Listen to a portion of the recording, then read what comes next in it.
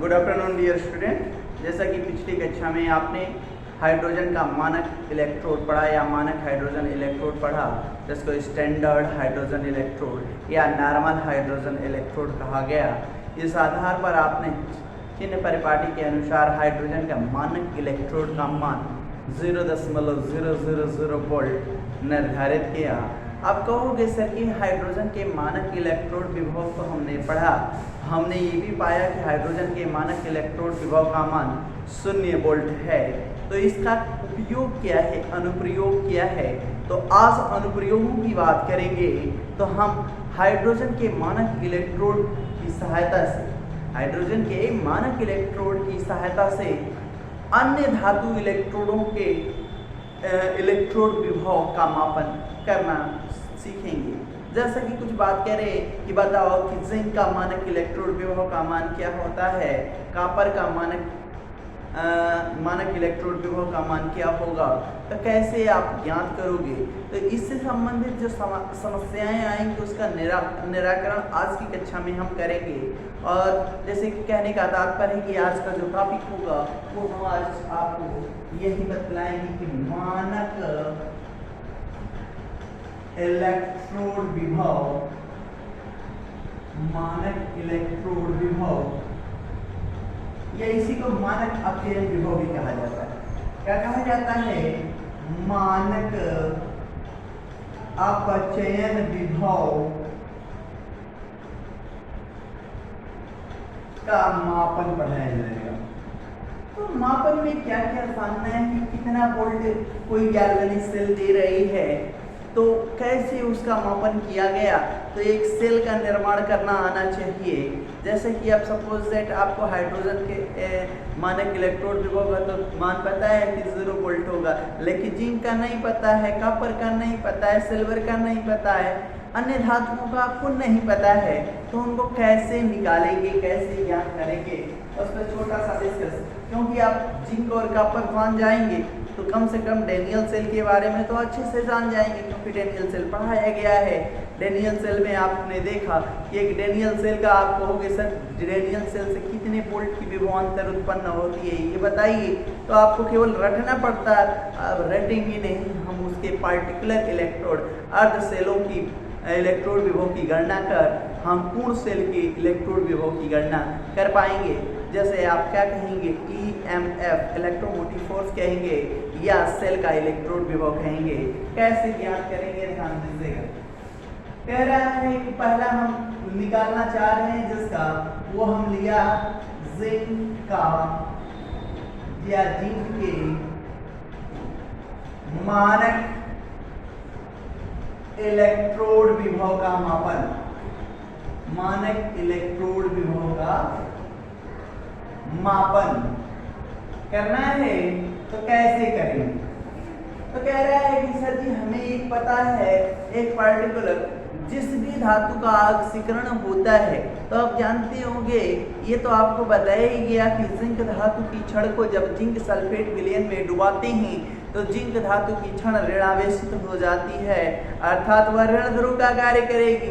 तो उसको आप क्या मान लेंगे? एनोड मान लेंगे। ये आपके कॉन्सेप्ट में होना चाहिए। यदि आपने पिछली कक्षा में नहीं पढ़ा है तो आपको थोड़ी ज़्यादा समस्याएं आएंगी, इसीलिए कहता हूँ पूरी वीडियो को अच्छे से देखें और पार्टिकुलर चीज़ें जो ना समझ में आए बेझिझक पूछ ले। सपोज दैट आपने क्या बनाया, ये जिंक का इलेक्ट्रोड विभव हमने ले लिया, ये हमने क्या लिया, जिंक इलेक्ट्रोड लिया। फिर हमने कहा एक नॉर्मल हाइड्रोजन इलेक्ट्रोड की बात करें तो नॉर्मल हाइड्रोजन इलेक्ट्रोड के ले लिया, नॉर्मल हाइड्रोजन इलेक्ट्रोड ले लेंगे।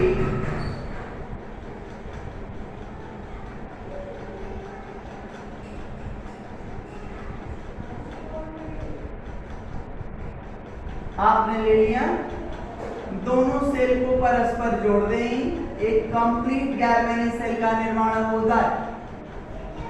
कंप्लीट गैल्वेनिक सेल का निर्माण करने के लिए आपको सॉल्ट ब्रिज भी चाहिए। देख रहे हैं आपके साथ साथ हम फिगर बना दिया। ध्यान दीजिए इधर आपने इसके अंदर ये किसका रॉड लिया है, जिंक का रॉड लिया है, जिंक रॉड लिया, और इसके अंदर आपने मानक Zn2 आयन सॉल्यूशन भर लिया। स्टैंडर्ड जेडाइन, स्टैंडर्ड बोलते हैं इसको, स्टैंडर्ड Zn2 आयन सॉल्यूशन भर दिया, अर्थात 1 m मोलरता का ZnSO4 सॉल्यूशन लिया है। कितने डिग्री सेंटीग्रेड पे लिया है, 25 डिग्री सेंटीग्रेड, क्योंकि हम स्टैंडर्ड बना रहे हैं तो इसको बोलेंगे स्टैंडर्ड जिंक इलेक्ट्रोड। क्या बोलेंगे, स्टैंडर्ड जिंक इलेक्ट्रोड। और ये क्या है, SHE या NHE, दोनों में आप समझ लें सही नहीं, क्या मतलब होता है, क्या हाइड्रोजन का मानक इलेक्ट्रोड, स्टैंडर्ड हाइड्रोजन इलेक्ट्रोड, या इसी को कहते हैं, यदि NHE से आप पढ़ना चाहेंगे तो नॉर्मल हाइड्रोजन इलेक्ट्रोड। अब ध्यान दीजिए, दोनों सेल को परस्पर जोड़ दिया आपने, इससे सॉल्ट ब्रिज से जोड़ दिया। सॉल्ट ब्रिज का कार्य बताया गया है कि इलेक्ट्रोडों में या इलेक्ट्रोडों के जो विलयन है, वैद्युत अपघट्य का विलयन है, उसकी उदासीनता को बनाए रखता है और जिससे विद्युत परिपथ पूर्ण हो सके। और दूसरा, यदि आपके किसी भी इलेक्ट्रोड में आयन की कमी हो गई, धनायन की, ऋणायन की, तो उन्हें अपने से दे देता है। और सॉल्ट ब्रिज में क्या भरा होता है, तो सॉल्ट ब्रिज में उदासीन KCl, KNO3 या पोटेशियम सल्फेट का गाढ़ा पेस्ट भरा होता है, गाढ़ा पेस्ट भरा होता है। इसके अलावा क्या हो सकता है, किसी वैद्युत अपघट्य का अगर या जिलेटिन में गाढ़ा पेस्ट इसके अंदर भरा रहता है। यह काम केवल इसका जो है एक पूर्ण परिपथ का निर्माण कराना तथा वैद्युत अपघट्य के विलयन की उदासीनता को बनाए रखना कार्य है। हमने इसमें हाइड्रोजन का इलेक्ट्रोड बनाया है, ये क्या है, प्लेटिनम वायर लिया है। यहाँ पर से हमने कौन सी गैस भेजी है, तो हाइड्रोजन गैस भेज दी है। कितने दाब पर, 1 atm दाब पर भेजा। अब कंडीशन है इसका, तो मुझे पता है कि यहाँ से हाइड्रोजन गैस रिलीज होगी। ये आपको ध्यान देना है कि यह ऋण ध्रुव हो जाएगा। ऋण ध्रुव का तात्पर्य है यह एनोड हो जाएगा और यह कैथोड हो जाएगा, अर्थात किसका कार्य करेगा, धन ध्रुव का कार्य करेगा। आपने पूर्ण परिपथ कंप्लीट करने के बाद अब ये वोल्टमीटर से मापेंगे कि कितनी वोल्ट की विभवांतर प्राप्त हुई। क्यों, कैसे पता चलेगा, तो विभवांतर मापने का तरीका बताया गया होगा, ई सेल ज्ञात करने का तरीका बताया गया होगा। ई सेल बराबर ई कैथोड माइनस ई एनोड। कैथोड पर कौन है, तो हाइड्रोजन का मानक इलेक्ट्रोड है। कैसे रिप्रेजेंट किया गया है, तो बताया गया होगा ऐसे, एक्वस सॉल्यूशन का H+ आयन मिलता है। कहने का तात्पर्य यहाँ पे कौन सी अभिक्रिया हुई होगी, हाइड्रोजन गैस गया होगा, सॉरी 2H+ आयन रहा होगा, 2 इलेक्ट्रॉन ग्रहण किया होगा और किसमें बदल गया होगा, H2 गैस, H2 गैस। तो इलेक्ट्रॉन कहां से निकला है, 2 इलेक्ट्रॉन यहां से निकला है। क्यों, क्योंकि यहाँ पर ऑक्सीकरण हुआ है, क्योंकि एनोड पर सदैव क्या होता है, ऑक्सीकरण। कैथोड पर सदैव क्या होता है, अपचयन। ये बात हमेशा याद रखेंगे आप, तो काम हो जाएगा। यहाँ पर क्या हो रहा है, तो Zn धातु किसमें बदली है, Zn2+ में, और 2 इलेक्ट्रॉन, जो 2 इलेक्ट्रॉन निकला है वो किधर मूव किया होगा, आप कहेंगे सर ऋण ध्रुव से धन ध्रुव की ओर इलेक्ट्रॉन का गमन हुआ हो, तो विद्युत धारा का गमन किधर से किधर हो पाएगा, कैथोड से एनोड की ओर होगा कि नहीं होगा, धन ध्रुव से ऋण ध्रुव की ओर विद्युत धारा का गमन हो जाएगा। जब विद्युत धारा का गमन इस साइड से इस साइड होगा तो वोल्टमीटर की सुई उठ जाएगी। कितना उठेगी इस केस में? तो इस केस में मान लें जो यहाँ पर वोल्टमीटर से हमने मापा है उसका मान आएगा 0.76 वोल्ट। इसमें वोल्टमीटर में सुइयां लगी होती हैं। आप घर में स्टेबलाइजर में देखेंगे 1 वोल्ट से लेके 100 वोल्ट या 1 वोल्ट से लेके 300 वोल्ट हो, 400 वोल्ट हो, 500 वोल्ट हो, उसमें बड़े बड़े मीटर लगे होती हैं। उतनी जितना आप सपोज दैट आपके घर में जो नॉर्मल लगा हो 250 वोल्ट का स्टेबलाइजर लगा होगा, उसमें कई खाने बने होंगे जो रिप्रेजेंट करते होंगे इतना वोल्ट इतना वोल्ट इतना वोल्ट। तो कंडीशन देखेंगे कि यहाँ पर वोल्टमीटर में जितना सेल उठाया कितना उठाया 0.76 वोल्ट उठा लिया। कैथोड का हमें पता है, कैथोड का मतलब हाइड्रोजन का इलेक्ट्रोड का हमें क्या मान पता है कितना 0, क्योंकि यहाँ पर कोई विभवांतर उत्पन्न नहीं होता, बता चुके हैं पिछली कक्षा में। हमें ए नोड पर निकालना है तो ए नोड पर क्या हो रहा है Zn पे, Zn किसमें बदल रहा Zn पे 2+ में। आप चेन विभव की बात कर रहे हैं तो Zn पे 2+ और Zn की बात कर रहे हैं तो क्या हो जाएगा भैया Zn पे 2+ और Zn इक्वल टू 0.76 वोल्ट। तो हमके क्या पता चल गया कि जिंक का मानक अपचयन विभव, मानक अपचयन विभव ही को मानक इलेक्ट्रोड विभव कहते हैं। कितना मान पता चल गया 0.76 वोल्ट। माइनस चिन्ह बदलाता है, ये ज्यादा सक्रिय है, यह वैद्युत रासायनिक श्रेणी में हाइड्रोजन से ऊपर स्थित होगा। ये भी हम आपको वैद्युत रासायनिक श्रेणी बढ़ाएंगे तो वहां बदलाने का प्रयास करेंगे। तो आपने फिर से देखा कि जिंक के मानक इलेक्ट्रोड विभव का मापन किसकी सहायता से किया गया है तो स्टैंडर्ड हाइड्रोजन इलेक्ट्रोड की सहायता से किया गया है। इसको कंप्लीट करेंगे, जो ना समझ में आए बेझिझक पूछेंगे, इसको कंप्लीट करें, एक बार देख लें, अच्छे से देख लें। हमने ऐसे एक सेल बनाने का प्रयास किया है जिसमें आपने एक तरफ स्टैंडर्ड का चिन्ह क्या होता है E0 लिखा होगा तो स्टैंडर्ड हो जाएगा। यदि हम स्टैंडर्ड ना लेते तो केवल ये मिटा देते हो जाता। टेंशन ना लीजिएगा, स्टैंडर्ड बनाया है क्योंकि हमने यहाँ पर हाइड्रोजन का स्टैंडर्ड लिया है। ठीक है, इसमें क्या है, इसमें जो विलेन भरा है वो भी वो नियम ठीक है। जब सांद्रताएं दोनों समान है, पहले तो विलेन की सांद्रताएं समान है की बात कर रहे हैं, मोलरता समान है, तब हम चलाए हैं। यहाँ पे 1 m H+ आयन संलूषण है पैरा दोनों को हमने सॉल्ट ब्रिज की सहायता से, लवण सेतु की सहायता से जोड़ा है। जोड़ने के बाद एक पूर्ण गैल्वेनिक सेल का निर्माण हो गया, एनोड कैथोड बन गया, जहां एनोड ऋण ध्रुव है, कैथोड धन ध्रुव है। विद्युत धारा का प्रवाह इलेक्ट्रॉन की उल्टी दिशा में होती है, इलेक्ट्रॉन का प्रवाह किधर हो रहा है, एनोड से कैथोड की ओर हो रहा है। विद्युत धारा का प्रवाह कैथोड से एनोड की ओर होगा। वोल्टमीटर में जितना भी आपको फ्लक्चुएशन दिखेगा वही सेल का इलेक्ट्रोड विभव होगा। सेल का इलेक्ट्रोड विभव का मान कितना आया 0.76 वोल्ट आया। हम किसका निकालना है, एनोड का निकालना है, क्योंकि एनोड पर ही जिंक धातु है। तो जिंक का मानक इलेक्ट्रोड विभव का मान कितना आ गया, देख रहे हैं ये ऋण चिन्ह है, इधर धन चिन्ह है, जब इसको लेंगे तो ये माइनस में हो जाएगा। हमने -0.76 वोल्ट क्या कर लिया, जिंक का मानक अपचयन विभव के मान को ज्ञात कर लिया। जिंक का मानक अपचयन विभव का मान निकाला। ऑप्शन जिंक का ऑक्सीकरण विभव पूछ दिया है, तो जिंक का ऑक्सीकरण विभव का मान निकालना होगा तो क्या कर लेंगे, कुछ नहीं दिमाग में लगाएंगे, ध्यान दें। जब ये अपान ये था तो ये आंसर माइनस में, जब ये अपान ये हो जाएगा तो यही केवल चिन्ह बदल जाएगा, प्लस में 0.76 वोल्ट हो जाएगा। तो ये हो जाएगा क्या, जिंक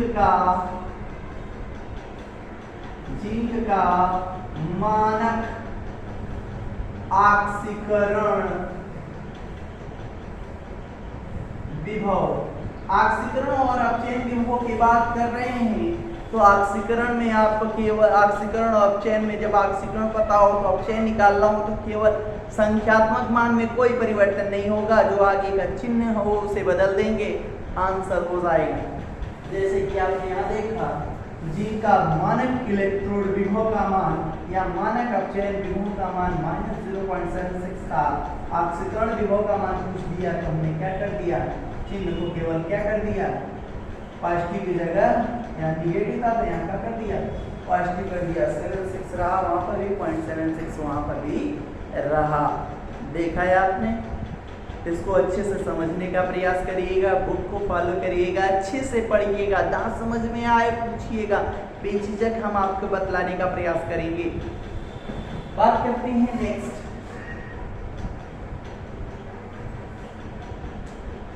एक का हमने ज्ञात कर लिया, दूसरे का ज्ञात करने के लिए चलो ध्यान दीजिएगा। ना समझ में आए एक बार नहीं, 2 बार नहीं, 3 बार वीडियो को देखिएगा, समझने का प्रयास करें। हम बात करते हैं कॉपर के इलेक्ट्रोड विभव का मापन कैसे करेंगे। कॉपर के मानक इलेक्ट्रोड विभव का मापन, कॉपर के मानक इलेक्ट्रोड विभव का मापन करना है। तो याद करिए, हमने पिछली कक्षा में बताया था जब कॉपर धातु की छड़ को कॉपर सल्फेट विलयन में डुबोया जाता है, कॉपर धातु की छड़ विलयन के सापेक्ष धनावेशित हो जाती है। धनावेशित होने का तात्पर्य है कि वहां पर अपचयन होगा। क्या होगा? अपचयन होगा, अर्थात यह कैथोड का कार्य करेगा। तो कैथोड बना दीजिएगा किसका? ऐसा कोई एक तरीका बताइए। तो तरीका हम आपको जस्ट इस चैप्टर के बाद, मतलब इस टॉपिक के जस्ट बाद हम आपको जब वैद्युत रासायनिक श्रेणी बताएंगे वहां पर आपको तरीका भी बताएंगे, कैसे जानोगे किसका एनोड बनाएंगे और किसका कैथोड बनाएंगे।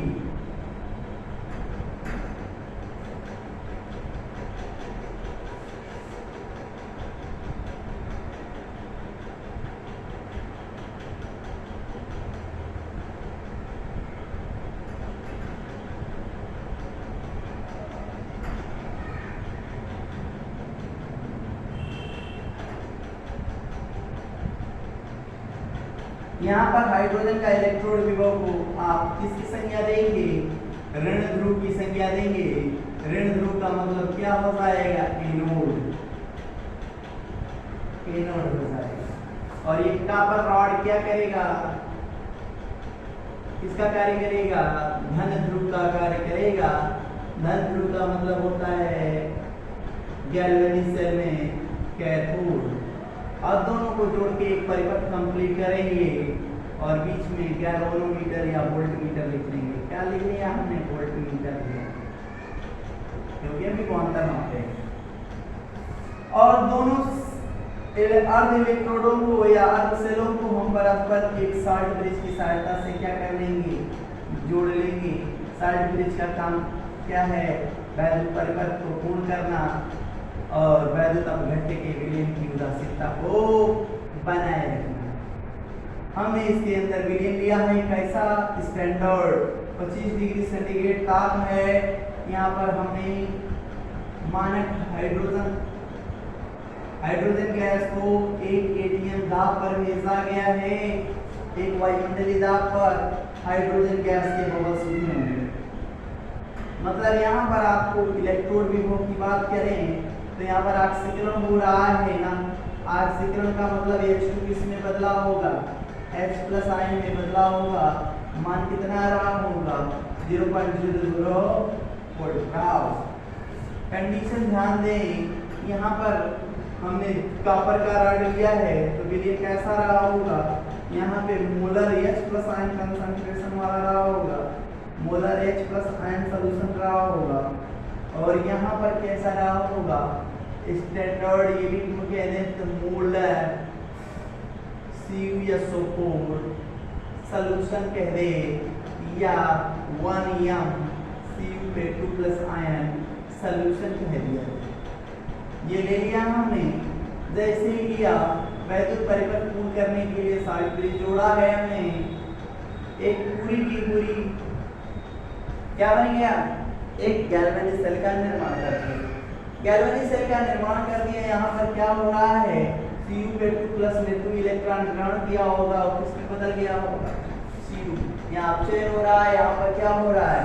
ऑक्सीकरण। क्या हो रहा है? यहाँ पर H2 2s प्लस में बदल रहा है, 2 इलेक्ट्रॉन निकल रहा है, ये 2 इलेक्ट्रॉन इधर गया होगा, इलेक्ट्रॉन का प्रवाह किधर से किधर, तो एनोड से कैथोड की ओर विद्युत धारा का प्रवाह जस्ट अपोजिट कर दिया हमने, हो गया कि नहीं विद्युत धारा का प्रवाह। अब विद्युत धारा का प्रवाह हो गया उल्टी दिशा में, तो कितना प्रवाहित हुई विद्युत धारा उसको निकालना है, तो कितना वोल्टमीटर में उठा देखिए ध्यान से कैसे ज्ञात करते हैं, तो यही सूत्र याद रखिएगा, ई कैथोड माइनस ई एनोड, एनोड का मतलब लेफ्ट, इसका मतलब राइट, किसी किसी किताबों में ई राइट माइनस ई लेफ्ट दिया होगा, परेशान न होना। हाइड्रो यहाँ पर किसका कॉपर का निकालना है, Cu पे 2 प्लस आवलिक Cu का ज्ञात करना है, और इसका हाइड्रोजन लेफ्ट में है ना, हाइड्रोजन लेफ्ट में उसका मान कितना है 0, पूरे के पूरे सेल का सेल इलेक्ट्रोड विभव का मान कितना आता है, तो ध्यान दीजिएगा इस पर थोड़ा सा याद रखने का प्रयास करिएगा, इसका मान आता है